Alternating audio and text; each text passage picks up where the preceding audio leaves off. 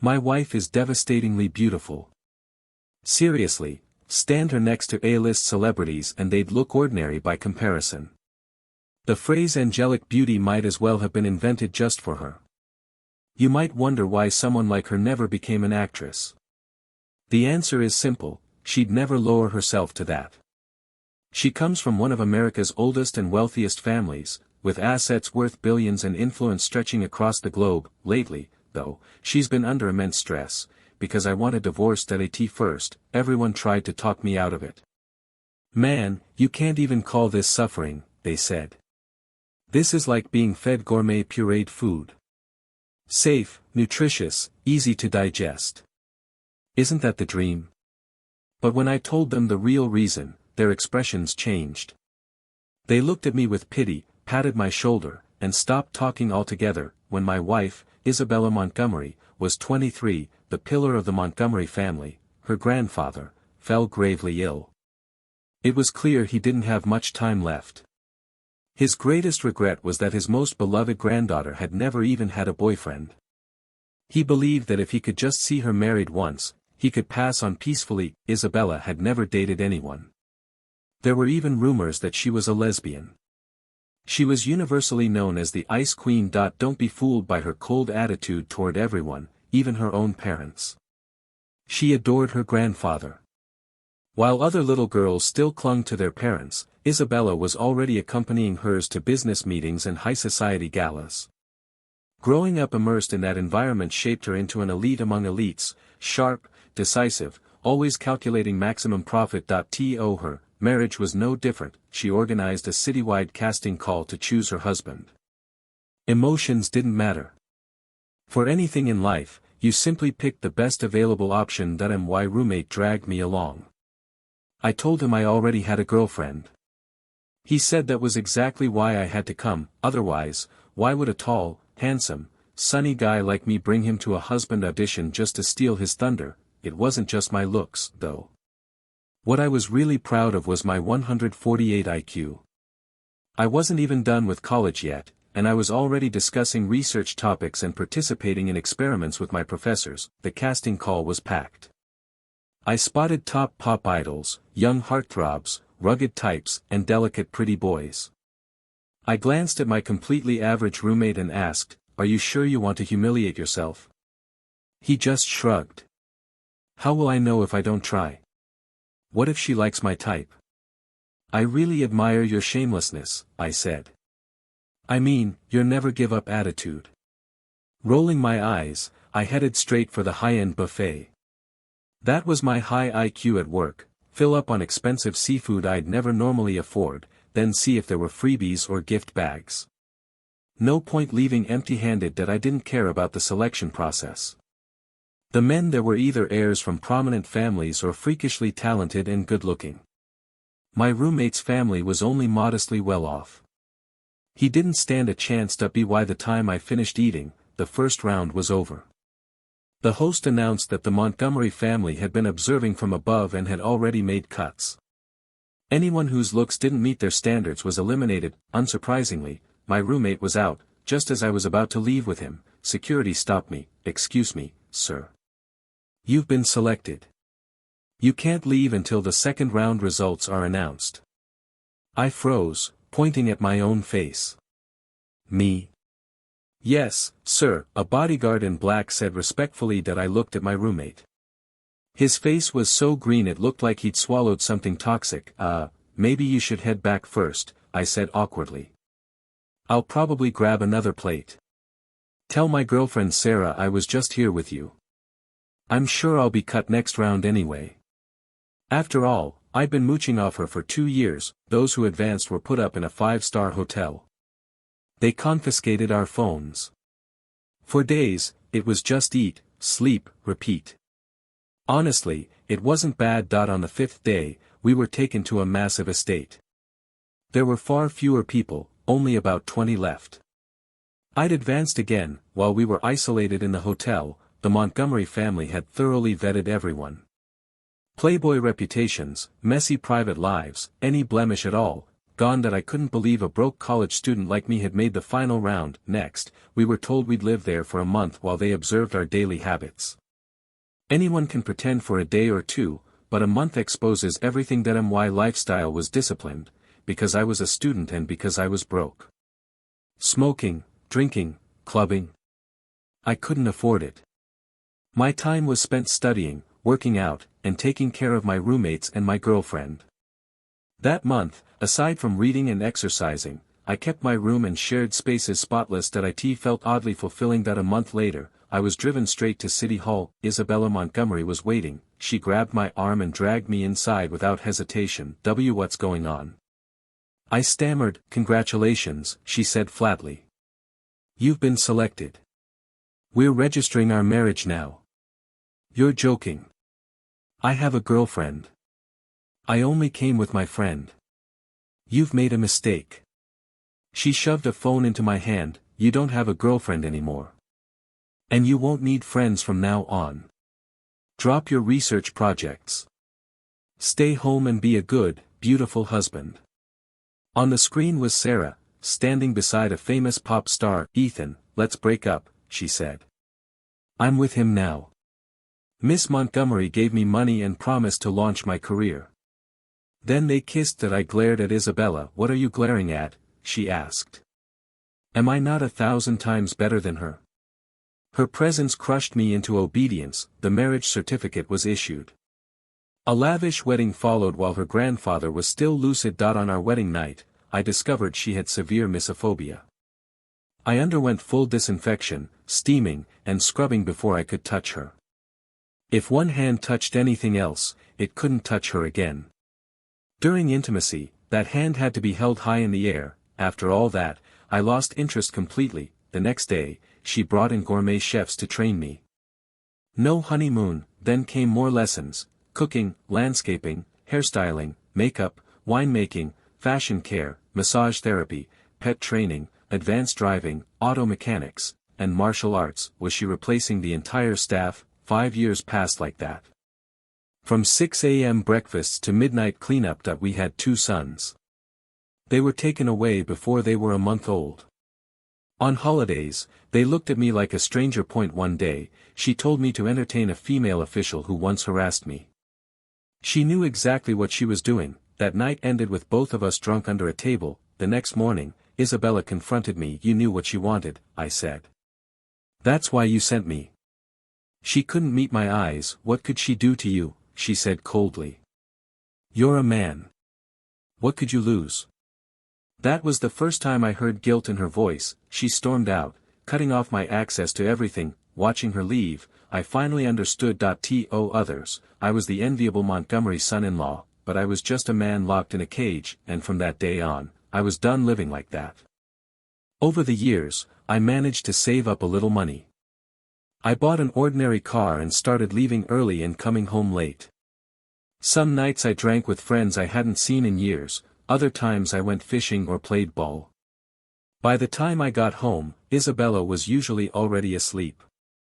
Her daily routine was always meticulously planned. She was extremely self-disciplined and tough. I didn't want to disturb her, so I began sleeping in a separate room. Once I came to terms with certain things, my entire demeanor changed. I was no longer the person who was always rushing around, practically jogging everywhere because there was never enough time. I became more relaxed, more cheerful, more outgoing. The smile I'd lost somewhere along the way finally returned to my face. I contacted my old professors and told them I wanted to return and continue working on research projects with them. They were thrilled and immediately agreed, fully aware of my abilities. After about a month of settling into this comfortable new routine, I came home late one night and saw Isabella still sitting on the sofa. Normally, she would have been asleep by then. Even the household staff had already retired. I glanced at her and casually said, "Still up," without stopping as I headed toward my room. "Haven't you had enough of your tantrum?" she snapped. "You leave early and come back late every day. Do you think this house is a hotel? Do you even see me as your wife anymore?" As she spoke, her chest rose and fell dramatically, as if she'd suffered some grave injustice. I ignored her, opened my door, and went straight into my room. just as I expected, Isabella didn't follow me or push the issue further.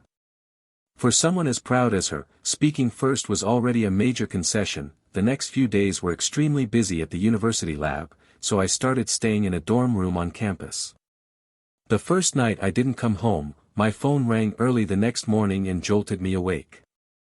Still groggy, I answered that it was Isabella. Her tone was calm, but I could hear her heavy breathing.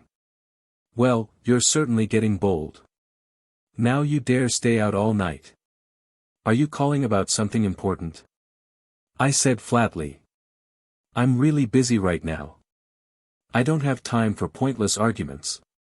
"How dare you speak to me like that?" she snapped. "What the hell is wrong with you?" I hung up. So what if the Montgomery family had connections everywhere?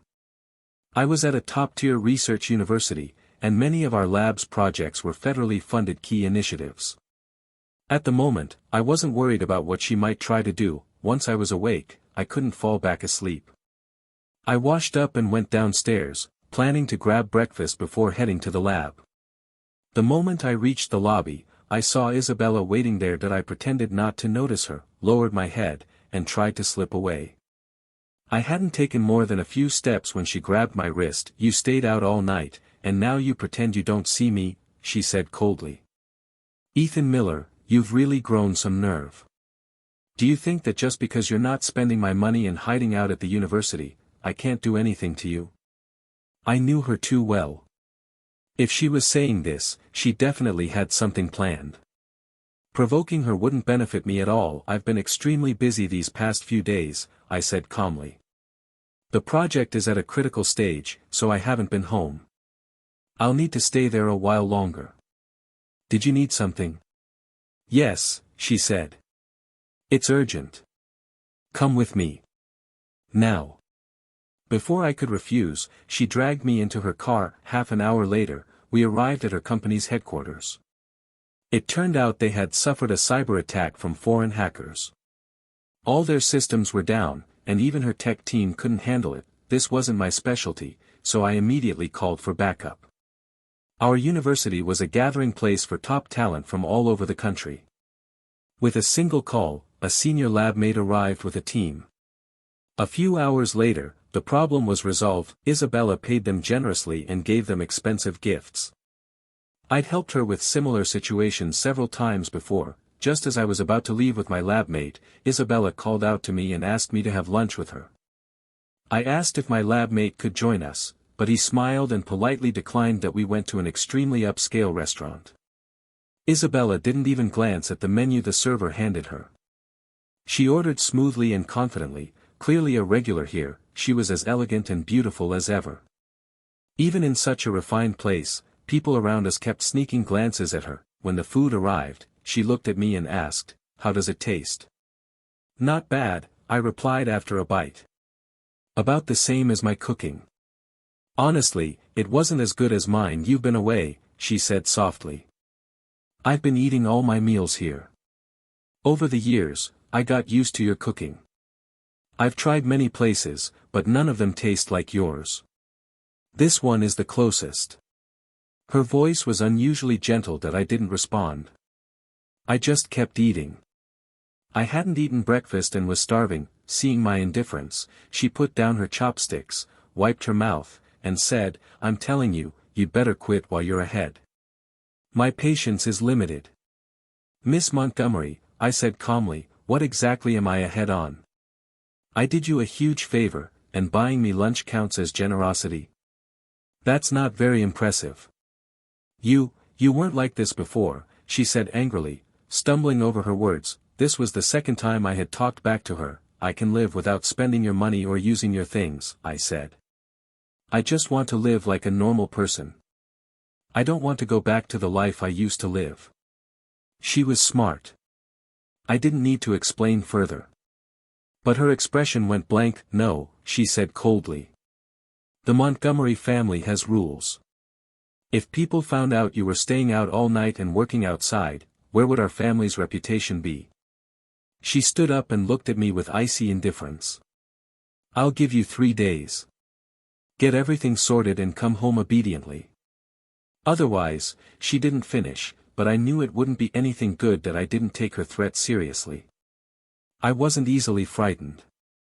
I decided I'd just stay at the university. What could she do? I didn't believe she'd dare barge in and drag me out. After lunch, I bought daily necessities to take back to the dorm. 3 days passed quickly.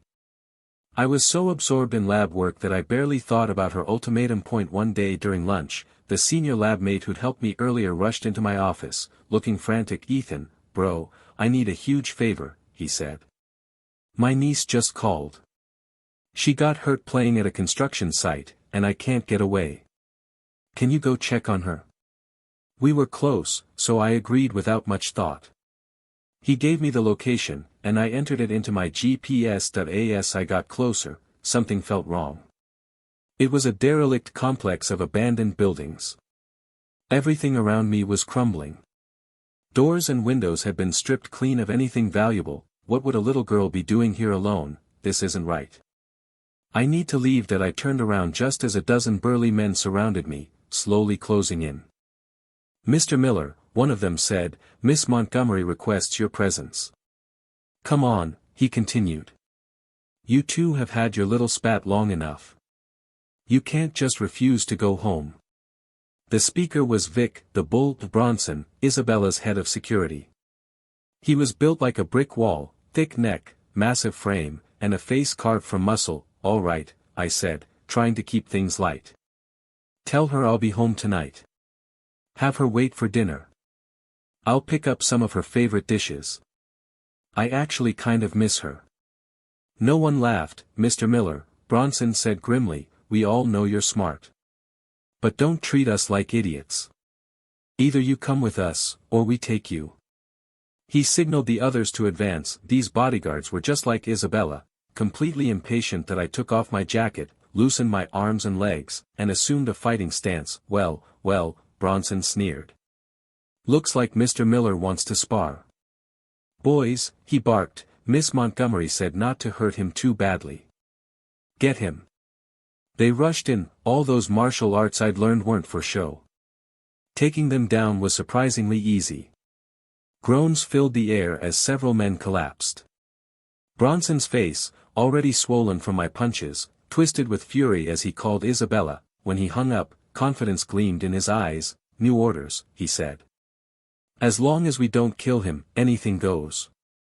Everyone pulled out expandable batons. Now it got difficult. Every strike I landed was met with batons crashing down on my limbs. After a few exchanges, I could barely move. "Stop," I said. "I'll go with you." Bronson sneered. "In your dreams. Miss Montgomery wants you taught a lesson." They broke both my arms and dragged me back. When I arrived home, Isabella wasn't there. Her private medical team was already waiting. They treated my injuries immediately and put casts on both arms.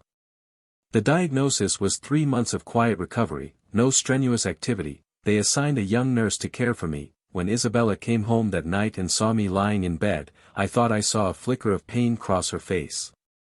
It disappeared instantly. "Maybe I imagined it. I warned you," she said coldly. "You didn't listen. If you don't learn the hard way, you'll never behave."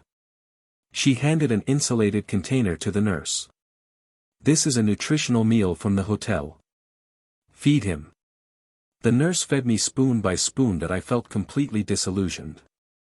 I looked at Isabella like she was a stranger. I ate quietly and focused on recovering. She stayed beside me the entire time, watching, but I didn't look at her once. Before leaving, she told the nurse to take good care of me. Her name was Sophie Clark. She was tall, with a pure, innocent face, the kind that reminded men of their first love. When the anesthesia wore off, the pain was unbearable. But her gentle smile somehow made it easier to endure. She bathed me, fed me, helped me with everything that we talked constantly. I could always make her laugh. Comparisons are dangerous. One person took care of me meticulously and talked with me every day.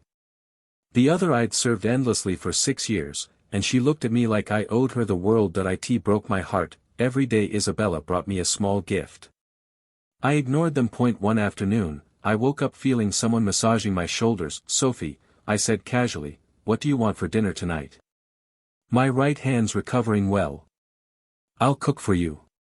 No response, the pressure increased. Why aren't you saying anything? I asked. How about this, rest for a bit. I'll make something good. Then I'll take you to the aquarium. I swung my legs off the bed. When I saw who was actually standing there, I nearly lost my balance. I forced myself to steady my expression as naturally as I could. What are you doing home in the middle of the day? Even to my own ears, my voice sounded shaky. The person massaging me was none other than my wife, Isabella. Her face was grim, and there was something shiny in her eyes. It probably wasn't tears. I had only ever seen her cry once, at her beloved grandfather's funeral. What? She asked coldly. Am I interrupting something? Sophie. Sophie, she repeated. You say her name so affectionately. Isabella's face darkened so much it looked like it was about to drip water. Her fists clenched, her entire body radiating the feeling of someone on the verge of having a very bad day. Since things had already come to this, I figured I might as well go all in. Both my arms were broken by your people, and nobody cared. Nobody even asked, I said quietly. She's the only one who's shown me any concern. What's wrong with me being nice to her? Then I looked straight into Isabella's eyes and said calmly, seriously, Isabella, I'm truly sick of this life. Let's get a divorce. The moment she heard that, her mind went completely blank, as if struck by lightning. It wasn't that she couldn't live without me, it was that she never imagined I would be the one to initiate the divorce. After a long pause, she finally spoke. You want to divorce me, for a little nurse? Her voice trembled. What does she have that I don't? That was when Isabella finally cracked. She yelled at me, her usual proud, unyielding self, who always demanded never to lose to anyone, was completely shattered. Today, her husband wanted to divorce her for a nurse. To her, this was the biggest humiliation imaginable. That I slowly walked toward her. Since the unspoken had already been said, I thought it was better to lay everything bare. Do you really think I want to divorce you because of Sophie Clark?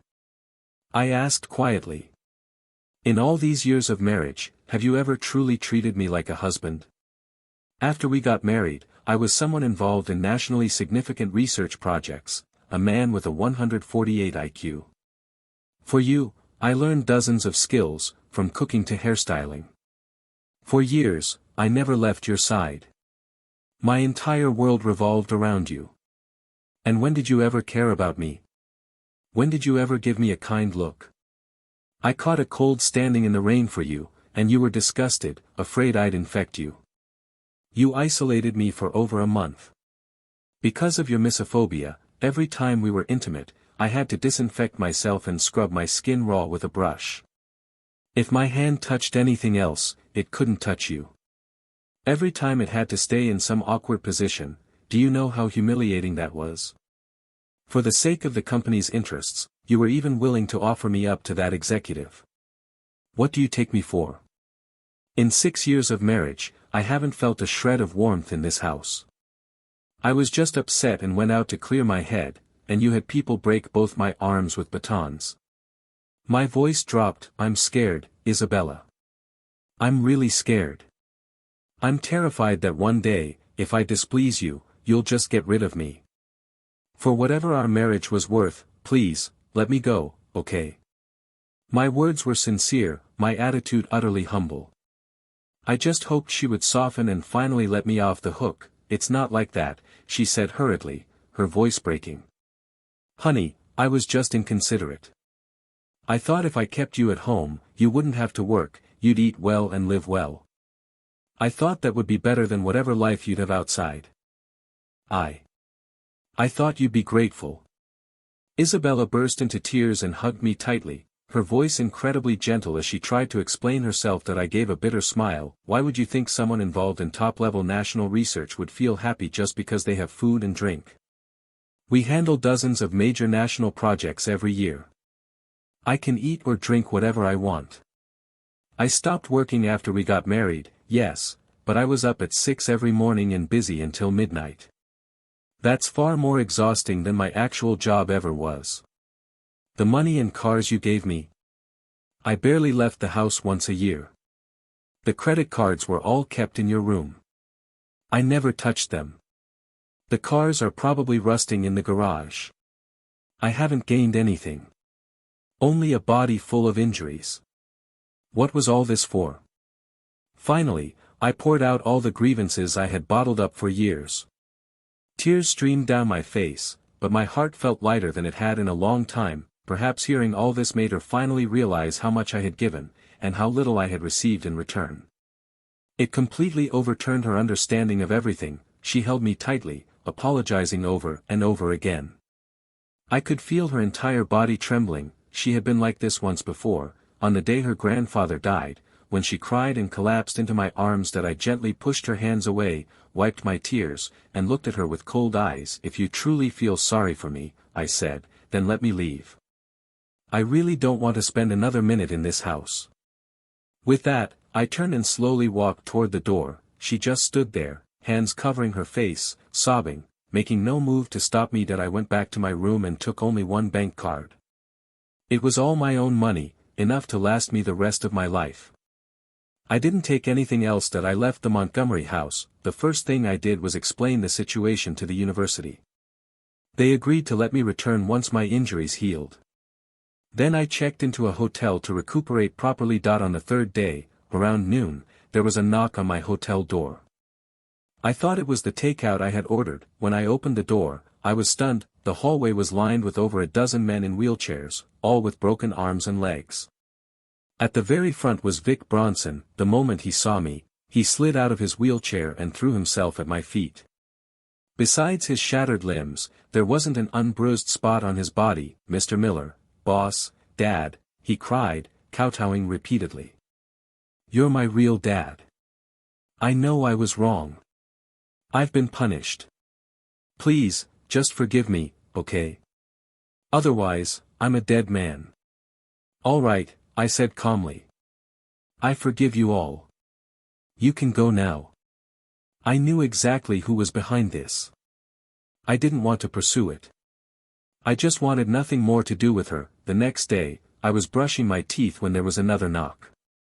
This time, I checked the peephole and saw hotel staff before opening the door. A female attendant and a man who looked like a manager entered, smiling warmly. Mr. Miller, the room you booked for 6 months, due to hotel renovations, will need to move you to another room. I was easygoing. Sure. Changing rooms isn't a big deal. While the attendant packed my things, I followed them upstairs. This is the room you'll be staying in, the manager said. That I looked around. Isn't this the presidential suite? That's right, he replied smoothly. This inconvenience was entirely our fault. Please accept this as our gesture of sincerity. Watching him tell such an obvious lie with a straight face almost made me laugh. It was clear who was behind this again. Fine. As long as I didn't have to see her, it didn't matter where I stayed. Every day after that, 3 meals were delivered on carts. The staff would lift silver cloches, revealing an array of expensive dishes. Might as well eat it. It was free, after all. Pride wasn't worth starving over. I did regret not taking the credit card Isabella had given me when I left. I never checked the balance, but it must have been astronomical. She had always been generous, in her own way. On the third day, several people dressed as doctors arrived. 2 of them were familiar. They were from the Montgomery family's private medical team. After a thorough examination, they said I was recovering well, healthy, with no other issues. I just couldn't overexert myself. Daily activities were fine. As they were leaving, I quietly pulled one aside and asked why Sophie Clark hadn't come. He gave an awkward smile and said nothing. On the 4th day, Isabella came in person. I opened the door and let her in. She had reverted to her usual cool, goddess-like CEO appearance, immaculately dressed, makeup flawless in the style I used to do for her. Still, she looked slightly haggard. She didn't speak at first. She walked to the center of the room, scanned her surroundings, and frowned faintly. Tomorrow, I'll send someone to add some entertainment facilities, she said calmly. What games do you like? As she spoke, she hugged me from behind, rested her chin on my shoulder, and whispered softly into my ear. Her breath was warm. I struggled instinctively, but my arms still weren't strong enough. Have you thought about the divorce? I asked. I don't want anything. Just my salary card. The moment I said that, her body stiffened, and her breathing quickened. It seems you still haven't cooled down, she said quietly. Honey, I will not divorce you. I came today to talk properly. From her explanation, I finally learned the truth about Isabella Montgomery, about the secrets hidden behind her lofty image. Her parents came from powerful families. Their marriage was a strategic alliance, devoid of love. Her mother lived with her first love, her white moonlight. Her father lived even more freely, surrounded by countless women. That was why Isabella had resisted marriage before me, and why she had never had a boyfriend. Despite her privilege, aside from her grandfather, she had never felt loved. Her parents had their own families and couldn't stand each other. As the legitimate daughter, she was even less favored than their children born out of wedlock. So from a young age, she learned she couldn't rely on anyone. Only money, power, and career would stay with her forever. She treated people as tools. If she was nice to someone, it was because they were useful. If someone was nice to her, it was because they wanted something. Even when she married me, she still believed emotions were useless, obstacles to wealth and success. But people aren't stones. They have feelings. Especially after years of my quiet presence by her side. Without realizing it, my meticulous care had allowed her to experience the warmth of a home. Someone waiting with a light on. A bowl of soup no matter how late she returned. Someone to hold her when work overwhelmed her. Someone to share her joy when she succeeded. You don't realize how precious that warmth is, until it's gone. Without me, servants only asked what she needed. They didn't make soup from scratch. When she was troubled, she lay alone in bed. When she was happy, she could only stand on the balcony and look at the moon. Her grandfather was gone. Her parents were absent. She couldn't exactly sing and dance with servants. So, day by day, she began to miss me. And the more I miss you, she said softly, the more I realize how good you are. Now I think about you every day. I feel like I can't live without you anymore. She looked at me with sincerity that I knew she wasn't lying, but even after hearing everything, my expression remained cold. Isabella, I said, in my memories of you, there isn't a single shred of warmth. In these 6 years of marriage, the most touching thing you ever gave me was our son. I still remember how small he was. So soft. It was my first time being a father. But after he turned 1 month old, your father took him away, saying you were too busy and that he couldn't let him learn my poor habits. Honestly, the only thing I've felt since leaving you, is relief. I'm not going back. Please let me go. As I spoke, the light in Isabella's eyes slowly dimmed, until only a bitter smile remained. She whispered softly, almost to herself, I always believed that money and power were the most important things a person could pursue. And for the first time, she had nothing left to say. Before I came here today, I still thought that if I offered you enough compensation, you would come back to me, back to how things were. But honey, I will not divorce you. For the rest of our lives, I will win you back. With that, she turned and left, crying. From that day on, Isabella never used her usual methods to threaten me again. When I returned to work at the university lab, she even donated $20 million worth of equipment and research funds. She had a small kitchen installed just for our lab, and every day she sent a chef to prepare special meals for us. She also began visiting every few days, joking with everyone that I was still young and needed to be taken care of. I could feel that she had changed. She was no longer cold to everyone and could chat happily with others, but I didn't want to return to that kind of life, because my heart had already fallen for another woman, Sophie Clark. When I was injured, she had taken such meticulous care of me, slowly warming my thoroughly chilled heart. So now, whenever I saw Isabella, I would bring up divorce again. She never argued. She would simply take out the food she brought and set it neatly on the table, or gently drape the clothes she bought over me. I would throw the food straight into the trash and toss the clothes and gifts onto the floor. Every time, I angered her so badly that she would run off crying. Perhaps because I hadn't seen Sophie Clark for a long time. After work one day I found myself unconsciously driving to her apartment building. Coincidentally, Sophie was standing outside, as if she were waiting for someone that I quickly checked my reflection in the car mirror, got out, and strode toward her.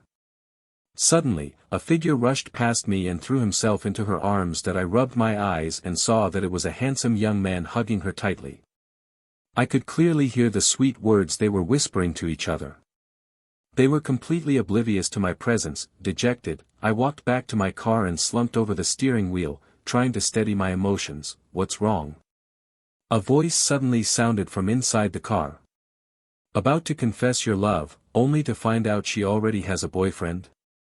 I was startled and turned my head.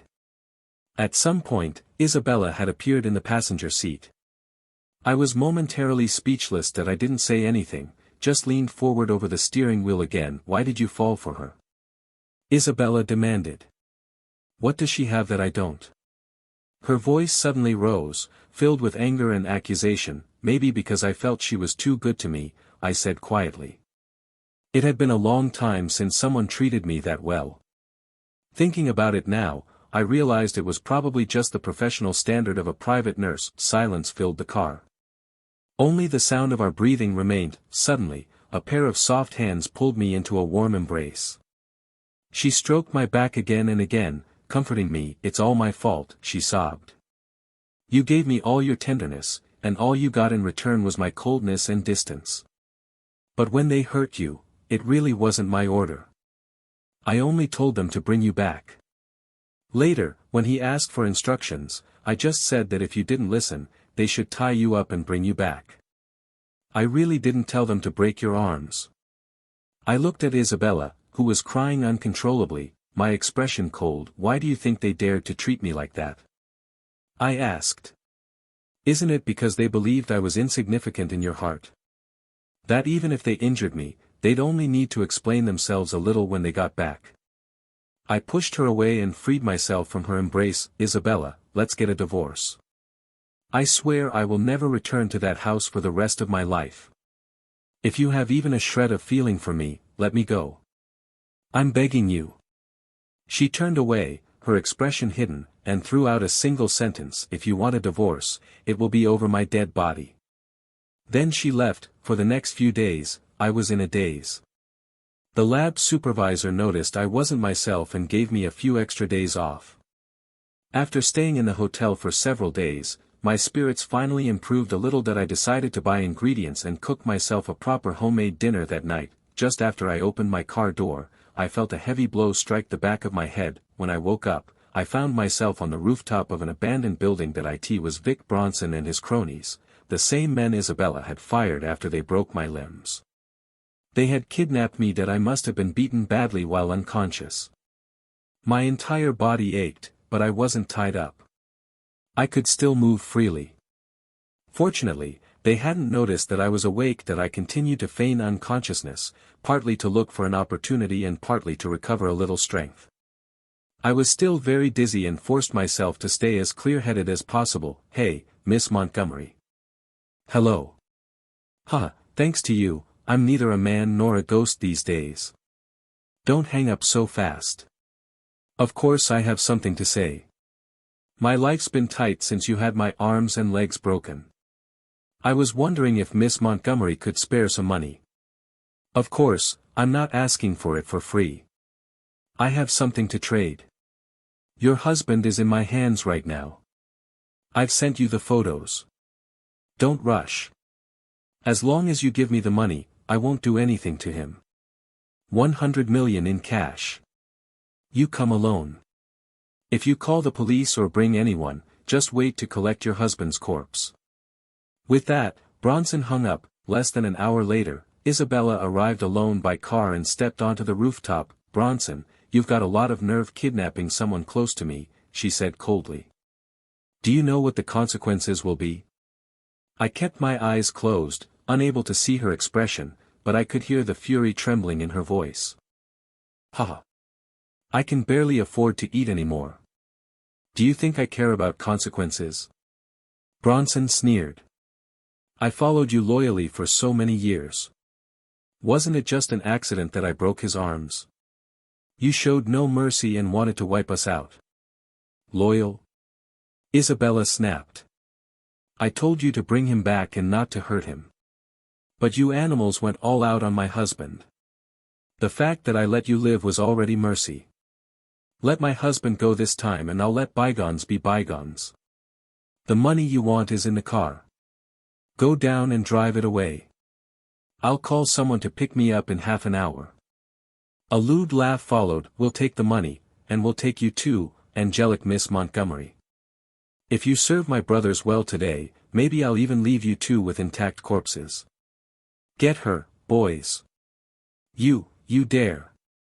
I won't let you get away with this. Let go of me. Get your filthy hands off me. I couldn't listen any more. I opened my eyes, scanned my surroundings, grabbed an expandable baton from the ground, and swung it down hard onto Bronson's bald head. His scalp split open instantly, and he collapsed with a grunt. The remaining lackeys were either kicked off the rooftop or had their heads smashed in during the fight. Every one of them ended up worse than the last. When it was over, I pulled the terrified, collapsed Isabella into my arms and softly comforted her. Once she calmed down, I carried her to the car and drove away. The police arrived at the scene shortly afterward. After settling Isabella, I went to the station to give my statement. When I saw her again at home, she had already recovered, and had even cooked a large table of dishes. Honey, wash your hands, she said gently. It's time for dinner. I stared at her blankly. When did you learn to cook? These past few months when you weren't here, I learned, she said softly. Hairstyling too. Makeup as well. Now, can I take care of you? She looked at me with intense anticipation that I didn't answer. How could you go there alone today? I asked. Those were animals, desperate thugs. Did you even think about the consequences? She placed a large shrimp, my favorite, onto my plate and replied quietly, I didn't think about the consequences of going. But I knew I couldn't bear the consequences of not going. I really can't lose you again. You're the only person in this world who makes me feel warm now. Without you, I return to that cold, icy world. Honey, don't leave me. Please.